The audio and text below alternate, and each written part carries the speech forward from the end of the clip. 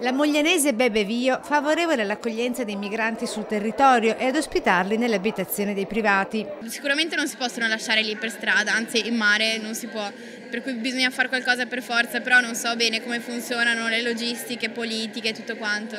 Magari anche, non so, adottarli tra virgolette sarebbe carino. Vai lì, li accogli, li adotti come se fossero degli studenti tra virgolette.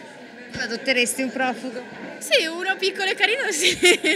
Ride, è felice della sua vita nonostante l'handicap per le amputazioni subite a causa della meningite. Testimonial del Veneto per Expo 2015, nel raccontare la sua vita senza barriere ringrazia chi le ha regalato un sogno.